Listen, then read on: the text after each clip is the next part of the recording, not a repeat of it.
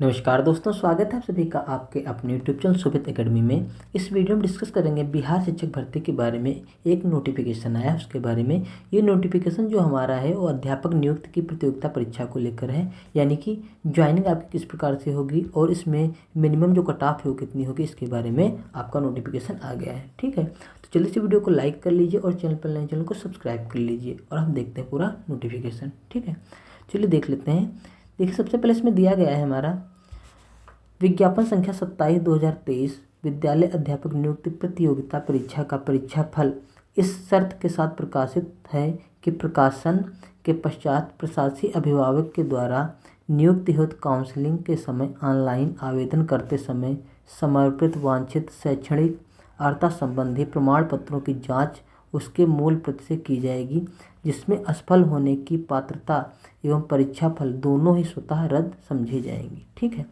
इनके कहने का मतलब है, जब आपने फॉर्म फिल किया था तो जिस भी शैक्षणिक अर्हता के अनुसार आपने फॉर्म फिल किया था, ज्वाइनिंग के समय अगर आप उनके सामने प्रस्तुत नहीं कर पाए, ठीक है, तो आपकी जो परीक्षा फल होगी वो दोनों क्या कर दिया जाएगा, उसे रद्द कर दिया जाएगा। ठीक है, और आपकी पात्रता भी रद्द हो जाएगी। ये इनका नोटिफिकेशन है, आप गौर से इसको देख लीजिए। ठीक है, अगला देखते हैं क्या दिया गया है। उसका देख लीजिए, इसमें दिया गया है, इसलिए आवश्यक है कि अभ्यर्थियों द्वारा ऑनलाइन फॉर्म भरते समय अपलोड किए गए कागजात दस्तावेज को डाउनलोड कर सत्यापन के समय सक्षम प्राधिकार प्रशासकीय विभाग के समक्ष उपस्थित करेंगे। जब आपका डॉक्यूमेंटेशन होगा तो आपने जो फॉर्म भरते समय आपने जो डॉक्यूमेंट्स लगाए थे सारे आपको अधिकारी के सामने प्रस्तुत करने पड़ेंगे। अभ्यर्थियों द्वारा अपलोड किए गए सभी दस्तावेजों पर डाउनलोड करने समय स्वतः रजिस्ट्रेशन सहित नया वाटरमार्क अंकित रहेगा, जो पूर्व के वाटरमार्क से भिन्न होगा। ठीक है, जो आप डॉक्यूमेंट्स आप लगाएंगे उस पर एक वाटरमार्क रहेगा, इनके बारे कहने का मतलब है। ठीक है, उसका देख लेते हैं। फिर यहाँ पर देखिए दिया गया है, उक्त परीक्षा से संबंधित सफल अभ्यर्थियों को सूचित किया जाता है कि ऑनलाइन आवेदन करते समय आयोग के पोर्टल पर अपलोड किए गए अपने सभी प्रमाण पत्र डाउनलोड कर लें। पर आयोग वाटरमार्क होगा, जिस पर आयोग का वाटरमार्क होगा, प्रशासकीय विभाग के द्वारा आयोजित काउंसलिंग में प्रस्तुत करेंगे।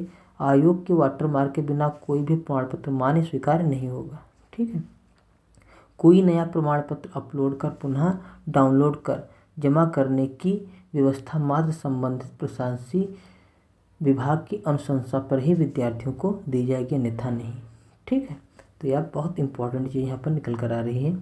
उसका देख लेते हैं। यहाँ पर देखिए दिया गया, अभ्यर्थियों की स्वास्थ्य दिव्यांगता आरक्षण से संबंधित प्रमाण पत्रों की जांच प्रशासकीय विभाग द्वारा कराई जाएगी। ठीक है, जिन लोगों ने अपने डॉक्यूमेंट्स जमा किए हैं और वो दिव्यांग यानी कोई भी उनकी दिव्यांगता है तो उनकी जांच कराई जाएगी।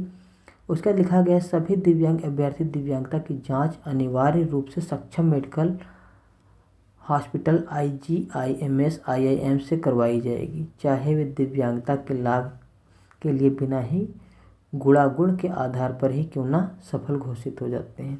ऐसा इसलिए आवश्यक है क्योंकि उन्हें दिव्यांगता के आधार पर ही परीक्षा में अतिरिक्त समय का लाभ दिया गया। उन्हें टाइम ज़्यादा मिला था तो उनकी पूरी जांच कराई जाएगी जब उनकी ज्वाइनिंग होगी। ठीक है, उसके बाद यहाँ पर देख लीजिए, जांच के क्रम में अगर पाया जाता है कि उनके दिव्यांगता का दावा सही नहीं है या सरकार द्वारा निर्धारित मानक से कम दिव्यांगता पाए जाने एवं पात्रता स्थापित नहीं होने की स्थिति में ऐसे अभ्यर्थियों को कदाचार की श्रेणी मानते हुए उनका परीक्षाफल स्वतः रद्द समझा जाएगा।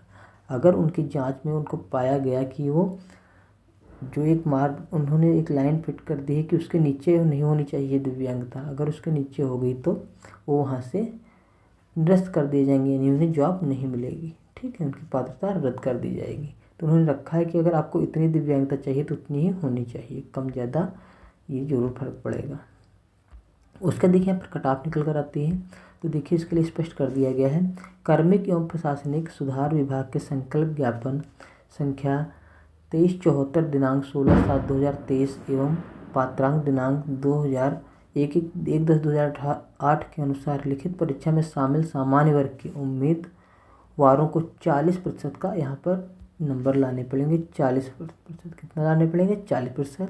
वहीं पिछड़ा वर्ग को 36.5%, अत्यंत पिछड़ा वर्ग को यहाँ पर 34% अनुसूचित जनजाति महिलाओं तथा दिव्यांगों को यहाँ पर लाना पड़ेगा 32%, ये इनके पासिंग मार्क रहेंगे। ठीक है, तो ये बात बहुत कायदे से आप समझ लीजिए।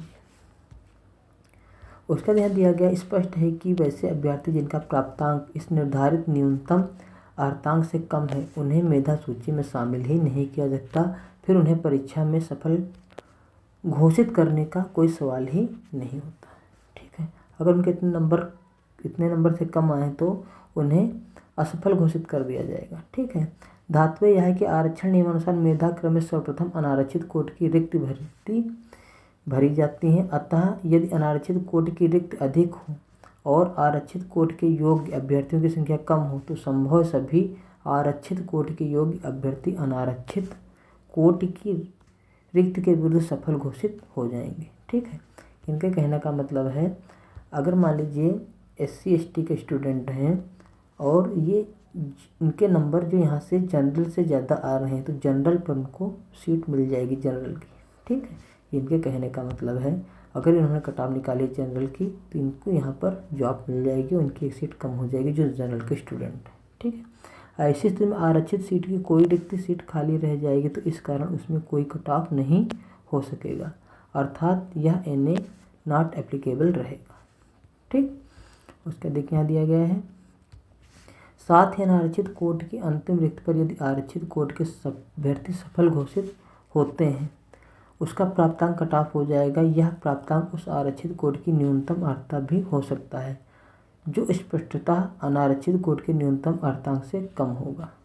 यह भी धातु है कि उपरोक्त विशेष परिस्थिति में अनारक्षित कोट का कट ऑफ वस्तुतः आरक्षित कोट का न्यूनतम अर्हतांक हो जाने पर अनारक्षित कोट के अभ्यर्थी का प्राप्तांक उससे अधिक होने के बावजूद अनारक्षित के उक्त अभ्यर्थी सफल घोषित नहीं हो सकेंगे। ठीक है, जो हमने आपको बताया वही बता रहे हैं, उनका प्राप्तांक अनारक्षित कोट के न्यूनतम अर्हतांक से कम है।